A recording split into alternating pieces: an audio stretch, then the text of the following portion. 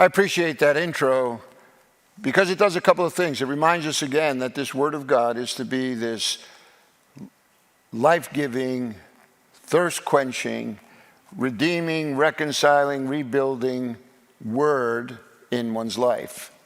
And I trust that that is something that you experience on an ongoing basis. Today, I'd like to just start with a word of prayer and then have us all look at a text as we continue our study in the book of Matthew. So let's pray. Father, I want to thank you again for just being able to gather together, for songs of worship and praise that just direct our thoughts to the work that you are doing, not only in us as individuals, but in the world at large. We are reminded as we sing together of these great and precious promises that enable us to participate in your divine nature and that helps us to escape this corruption that's in the world all around us and within us. To be able to really sense the leading of your Spirit in our life so that we can begin to appreciate something more of your peace, to experience what you have told us is a joy inexpressible and full of glory. So I pray towards that end, Lord, that our time tonight would just encourage that and fan that into flame. And we'll be careful to give you all the praise in Christ's name. Amen. You know, I'm sure everybody agrees, right, that this past year, year and a half, have been a challenge on so many different fronts. But I read an article recently that just put a smile on my face. It appeared that at the end of 2020, as they were going into Christmas, if you remember, the numbers began to climb again. Things began to shut down a little bit more right after, actually right before Thanksgiving, going into Christmas.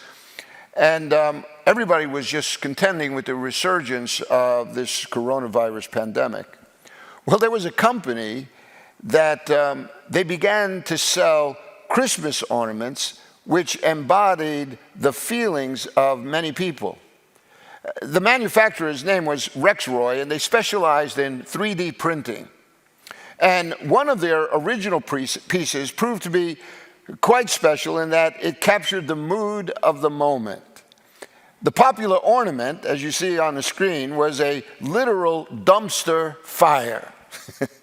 The popular ornament, it said, was a literal depiction of what many were feeling, that the year 2020, it was a great way to just envision it this way as a dumpster fire. It had electronics to it, so that flame actually moved. It was pretty funny. They came to an idea where the husband and wife were sitting around a table and they were just discussing Christmas, and they decided that they would use their company to make all these new kind of ornaments, and that's how they got the idea. But when I saw that, I thought, memorials are a part of our everyday life, aren't they? We do that with birthdays, anniversaries. We do it as a nation. Memorials help us to remember things. They help us to remember sometimes painful moments so that we never forget them, and hopefully we find ourselves working really hard never to repeat them again. Like Memorial Day, Veterans Day, that we remember the cost of the freedoms that we enjoy here in this country. But the memorials are also meant to also project into the future so that we give ourselves to envisioning something new, something perhaps that is much brighter. I use this as an opening illustration to just say to you and me that the use of Old Testament texts in the book of Matthew, that's what Matthew is trying to accomplish. Matthew is using Old Testament verses that will conjure up in the listener certain triggers that they hopefully then he begins to weave into this story about Jesus. There's a commentator by the name of France, and he argues in his commentary on the Gospel of Matthew this very point. Let me just read this for you. He says, while Matthew's way of interpreting Old Testament texts is not the same, perhaps, as our modern scholarship, and sometimes leaves us a little puzzled because we do not share his cultural background, it is very far from haphazard or unprincipled. These chapters show a remarkably detailed knowledge of the Old Testament text and a subtlety of thought which perceives and exploits various thematic connections. The author seems to assume that at least some of the original readers of the book would have been able to follow such sophisticated patterns of thought and would delight as much as he did in tracing the fulfillment of God's purpose through the details as well as in the essential elements of the Messiah's coming. So what does all that really mean but this? Last week we took a look at a passage where Matthew quotes Hosea chapter 11 verse 1 that says, out of Egypt I have called my son. An Old Testament reference speaking about Jesus and the child and Mary leaving in the middle of the night to escape the threats of Herod. And then it says, all this was to fulfill what the prophet said, out of Egypt I have called my son. Now, when he uses that text, the reference was no doubt meant to conjure up Israel's exodus from Egypt. Not only as a delivered people, but also Israel was delivered by Moses, who was their deliverer. So Matthew mentions this text, no doubt wanting people to trigger in their own minds the story behind Moses and this great exodus. And the author seems to assume, at least on some level, that people would be able to process this and see how, hey, Moses was being, confronted by the king of Egypt, right, Pharaoh. And here now we have Jesus being hunted down by the king of the Jews, Herod.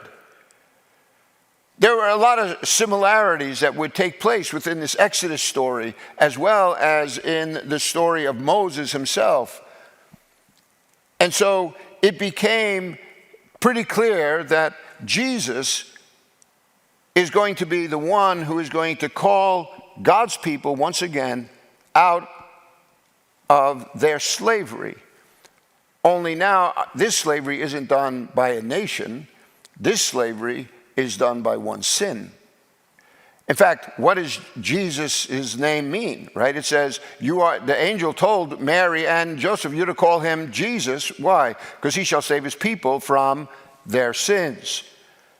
So this slavery that we have to our, fallen nature is something now that the one who is being called out of Egypt, who God says, this is my son, he will be this deliverer. So we get to the point of looking in Matthew's gospel as a way in which these memorials, these triggers of past events now are playing into this story, all of which is meant to give us more and more of an understanding of who this Jesus is. So today I'd like to give you another one. It's found in Matthew chapter 2, and it's just a few verses there, verses 16 and 18. It says this: when Herod realized that he had been outwitted by the Magi, he was furious, and he gave orders to kill all the boys in Bethlehem and its vicinity who were 2 years old and under, in accordance with the time that he had learned from the Magi. Remember, there was a ruse. He said to the Magi, listen, you go find this child, and when you find him, come back and let me know, because I too want to go and worship him. But it was all a ruse. He was so insincere about it. Commentators will talk about the population of Bethlehem and its surroundings, saying that it could not have been more than about 1,000 people, which would have given the factor of how many male babies would have been born at approximately something like, somewhere between 10 to 20. It's still a heinous crime, but sometimes in our minds we can envision, this thousands of children being slaughtered, but that was not really the case. But it's still something that is just, unimaginable that the king Herod would do such a thing. But then, this is what Matthew does. Matthew then turns around and says in verse 17, then what was said through the prophet Jeremiah was fulfilled. A voice is heard in Ramah, weeping and great mourning, Rachel weeping for her children and refusing to be comforted because they are no more. So in today's text, Matthew uses the heinous actions of Herod as a prompt for us to then draw a conclusion that this was a fulfillment of words that Jeremiah said many, many years ago. And you could be reading your Bibles and saying to yourself, well, how does all of that really come together? Like, what difference does that really make for me in my life of trying to live it out as a Christian? Jeremiah made this text, right? He wrote this text. It was in chapter 31 of his book. But what are we to make of this text in the light of the events that surrounded the birth of Jesus? After all, Matthew clearly states that it's his intention to inform his readers that this is how the birth of Jesus the Messiah came about. So Matthew wants you to know some of these details. He wants to give you some of the background story so that you would understand that the Messiah that God had promised his people has arrived. So I get it, like culturally, we're not always in this space, the geography, the customs, the traditions. It takes a little bit of a hurdle for us to get over. But when we do, I'm telling you, it will inform your faith and give you a sense that God is working through the generations to accomplish his will and purpose. And if he did it in the birth of Jesus, his son, think about all those other promises that he has made to you and me that are yet to be fulfilled. So the direct correlation is if you could trust God in this, then you ought to be able to trust God with the future. All right? So let me go on here now, and I want to talk to you about Herod for a moment, and then I want to shift and talk a little bit about this text from Jeremiah. First, let's talk about an evil ruler who is just acting wickedly. I came across a commentary by Richard Lawrence, and he does an excellent job of encapsulating the person of Herod, and I thought, rather than just try to recreate what he's already done, I'd like to read something to you that is really, I think, to the point. Listen to what he says about Herod. Herod the Great was the founder of a dynasty that played a key role in the gospel history. We meet 4 generations of Herods in the New Testament. I don't know if you realize that, but every time Herod is mentioned in the Gospels, it's not always the same Herod. There are 4 generations of Herods. It is the founder who ruled from BC 47 to 4 BC, who was then aged and nearing the end of his life. He's the one whom we meet in Matthew chapter 2. Herod's father had attached himself to Julius Caesar's party. He had been made a Roman citizen and appointed ruler of Judea. Herod and his brothers were given government roles. But a decade of battling followed by Herod was proclaimed king of Judea by Rome, and he was able to enforce his rule. And so as king, Herod was both brutal and decisive, punishing or executing his enemies and rewarding his friends. Some things never change, right?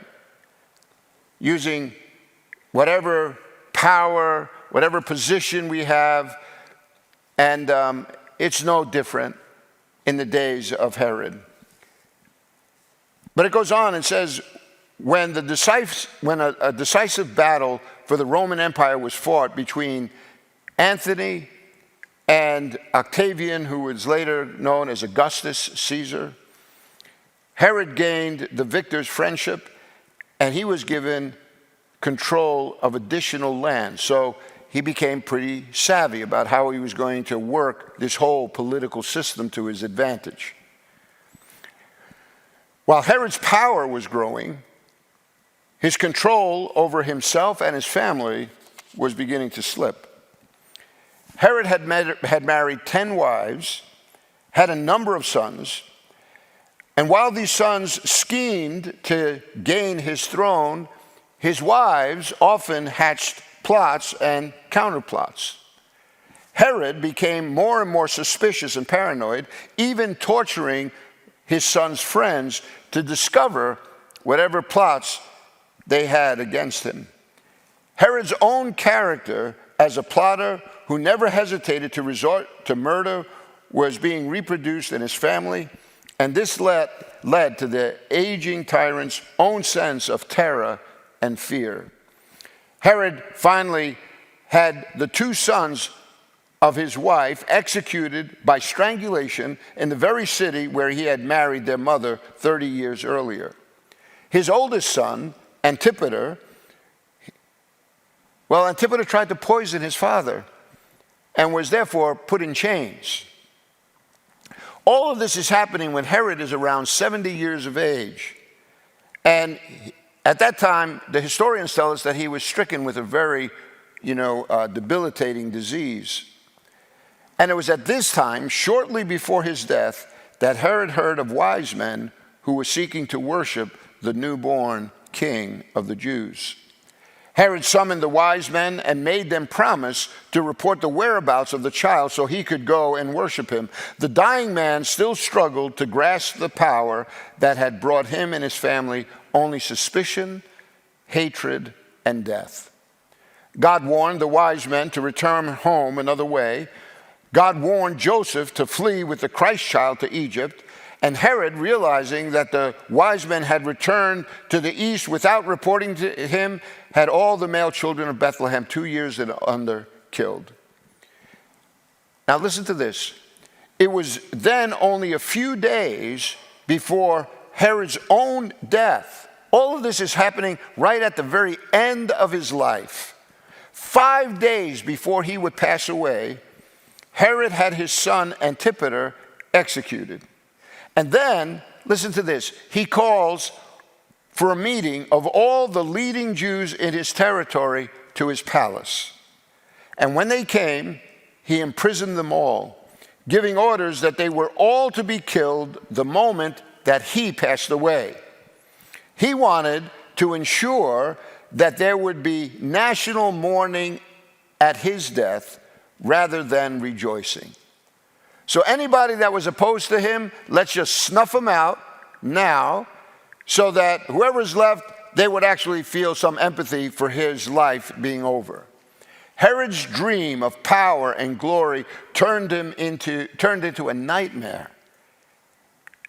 He was a desperate man who struggled to the last to maintain control over his kingdom long after he lost control over himself, and he passed away. Nothing that he attempted to do really amounted to anything, didn't thwart any of God's plans whatsoever. What a sad story, isn't it?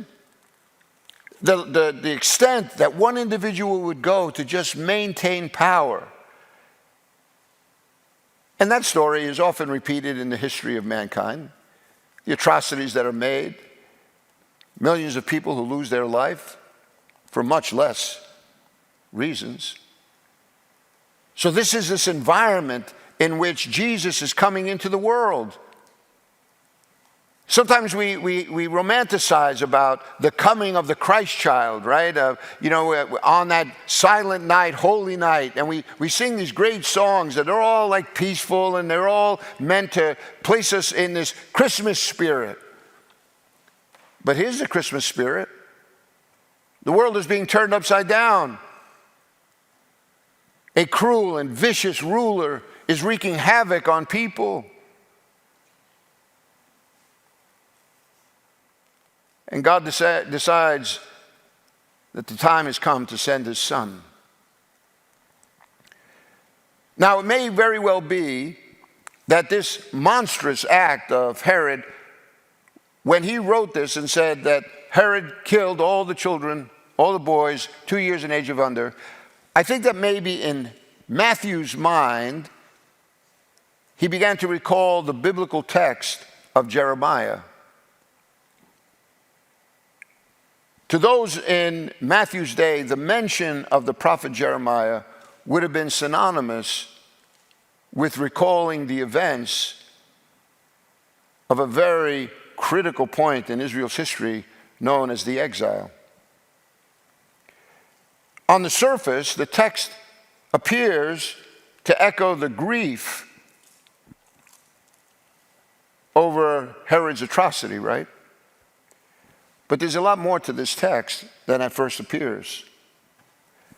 For instance, Ramah was a city, and that city was being now mentioned in this text, no doubt as a trigger, because the mention of Ramah to those people living in that day would have been like you and I talking about the World Trade Center and 9/11. You may never have even visited New York City. You may never have even been to that place personally. But the mere mention of it all of a sudden recalls all the events that transpired. When Matthew mentions the city of Ramah, let me tell you what no doubt may have been conjured up in the minds of the people in this day. You need to understand that Jeremiah was a prophet that God raised, who was prophesying to Israel that because of their apostasy and their rebellion against God and his ways and their enculturation to all of the idolatries that were present in the land, that God said he was going to mete out judgment. And that judgment meant that Babylon was going to come. They were going to invade the southern part of Israel known as Judah, and they were going to wipe them out and destroy everything. This is what Jeremiah says in the 39th chapter of his prophecy. He says, "This is how Jerusalem was taken. In the 9th year of Zedekiah, king of Judah, in the 10th month, Nebuchadnezzar, king of Babylon, marched against Jerusalem with his whole army and laid siege to it." That's the third time that King Nebuchadnezzar would visit the city. If you study this history, you realize that Nebuchadnezzar came a number of times, but this last time, he brought with him complete devastation. The text goes on and says in verse 8, "The Babylonians set fire to the royal palace and the houses of the people and broke down the walls of Jerusalem. Nebuzaradan, commander of the imperial guard, carried into exile to Babylon the people who remained in the city, along with those who had gone over to him and the rest of his people." It's not a really pleasant story, isn't it? It's a story of destruction. Ramah was also the place where the exiles were gathered as they began their march to Babylon. So conjure up this picture in your head of all these tens of thousands of people who are now being cast off into exile. And the stationing of all that is the city of Ramah, about 5 miles north of Jerusalem. It says this in Jeremiah 40, verse 1. "The word came to Jeremiah from the Lord after Nebuzaradan, commander of the imperial guard, had released him at Ramah. He had found Jeremiah bound in chains among all the captives from Jerusalem and Judah who were being carried into exile to Babylon." So you're saying, hey, there's no, I could see why Matthew would recall that text when he's speaking of the atrocity of what Herod committed in Bethlehem. But I think you would be wrong. Because there's something else that I want you to notice that may not be so obvious. It is true that the exile is referenced in Jeremiah 31.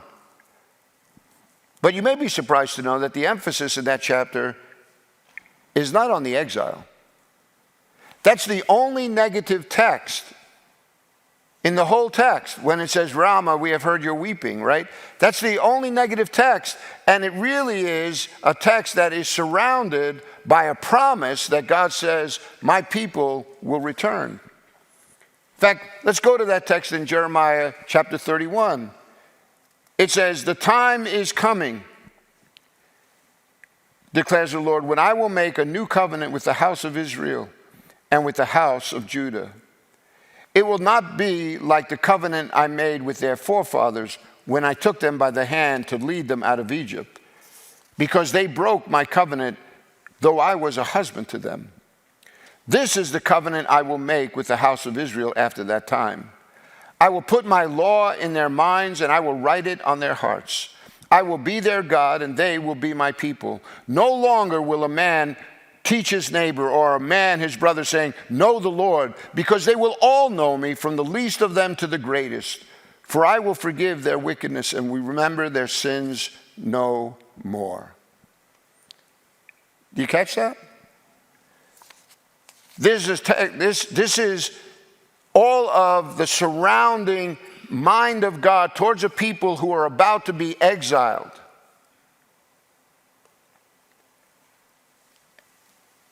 That judgment that was going to come is now followed by God saying that though there is judgment because of the deeds of his people, he's also going to extend this sense of compassion to bring people back. That's where you get your famous text from Jeremiah 29 that says, I know the plans I have for you, plans to prosper you, not to harm you, to give you a hope and a future. See, we take that verse, but we wrench it out of a context. Yes, exile was coming, but God was also saying that there was a promise of restoration. There was a promise of redemption. So do you think that when maybe Matthew uses this text, it probably was a trigger from all that went wrong with Herod's atrocity, but it also conjured up into his mind how God is able to take something so heinous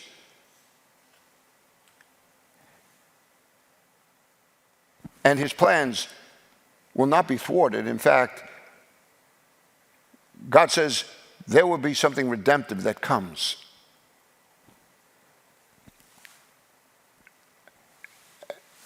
When I look at this text, I think Matthew is picking up on the cruelty of Herod and reminding those who are familiar with God and his ways that evil will never ultimately triumph. That God is the one who will exercise justice, and he will always extend his hand of compassion to those who seek after him. Now, there are times when I know that God's way may prove to be a little obscure. You can find ourselves like sometimes stumbling in the dark, looking for answers. Like, God, why are you doing this? And I don't mean to minimize that, because this is our life, right? This is the brief span in which we live.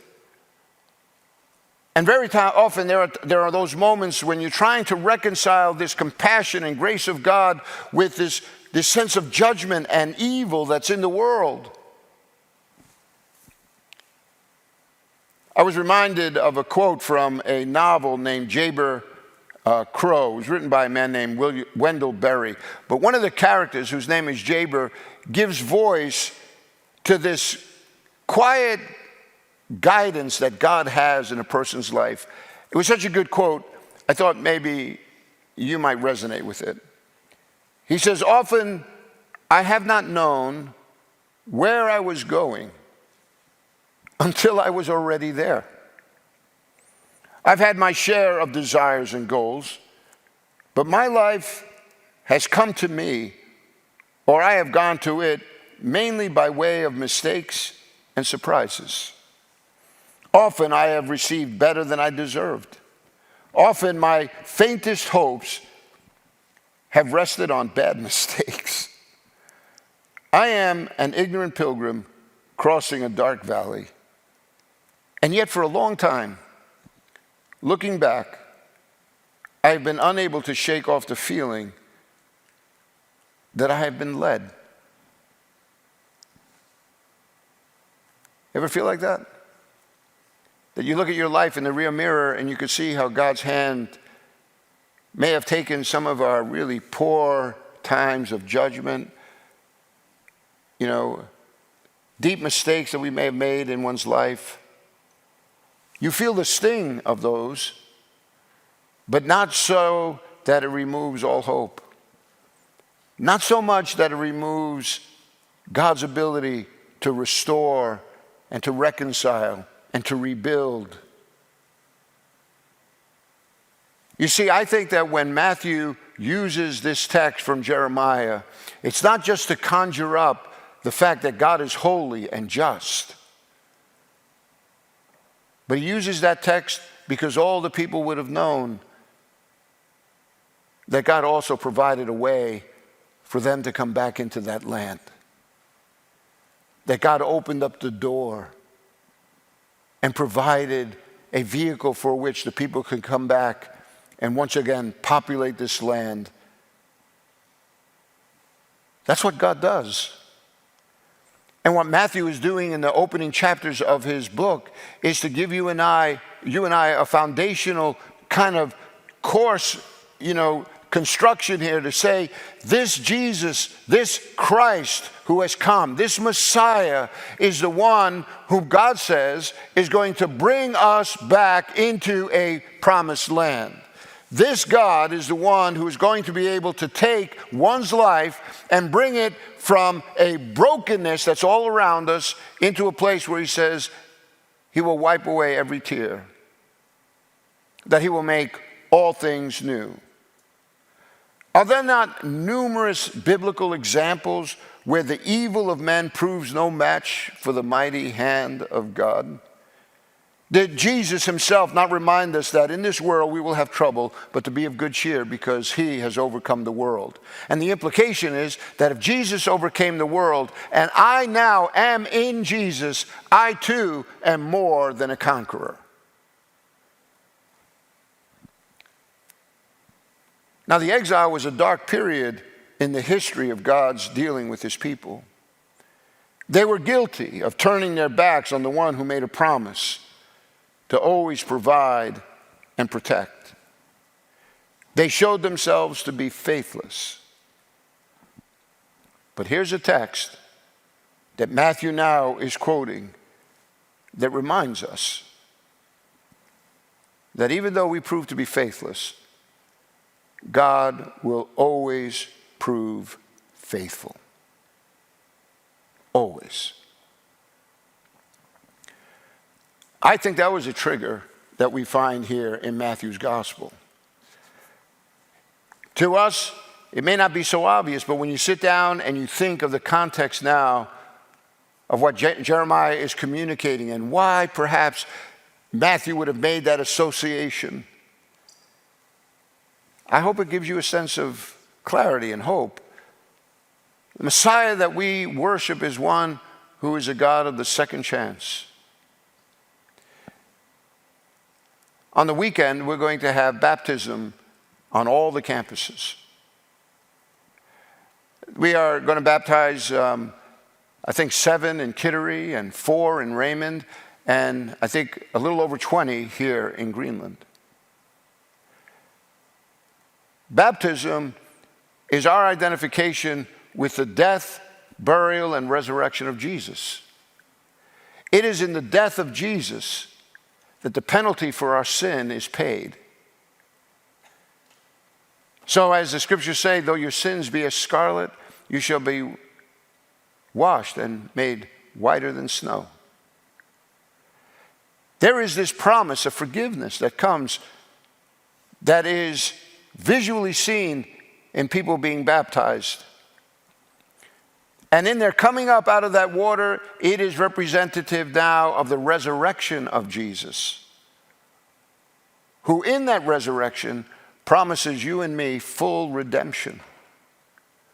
A redemption that not only brings with it a clean conscience and a sincere faith and a new heart, but a redemption that will one day affect your bodies, so that what is sown mortal will one day be raised immortal. A world that is temporal will become eternal. All things will be made new. And there will be no more death and no more dying. The waters of baptism is a vivid picture of what Jesus will demonstrate in his teaching and miracles. But here now, back in Matthew chapter 2, it's just a little seed reminding us again that though the penalty of sin is so severe, the compassion and grace of God is even greater. And that's why every single one of us, whoever crosses that line, we recognize that the future is as bright as the promises of God. And that's what is being celebrated in baptism. The crossing of this line of faith that brings with it the promise of God's presence and his provision. The paths that brought people to this place are varied. Some, it has been the example of a loved one in their life that has constantly been praying for them and sharing Jesus with them. For others, it could be something much more traumatic. Having hit so far bottom that we wonder if life is even worth living. But God reaches down and rescues you. Even in the midst of all that sorrow. And he offers you a new day and a new opportunity. You can bank on the fact that God will always remain faithful. You just got to put your trust in him. I think that's what Matthew was trying to communicate in this passage. Let's pray. Father, I want to thank you so much for your grace and goodness towards us. It reminds us again that even in the very beginnings of the birth of Christ, how the powers of this world were conspiring against him. And yet you sovereignly, Lord, orchestrate his will, his ways, so that one day your Son, our Savior, would give his life a ransom for the sins of man.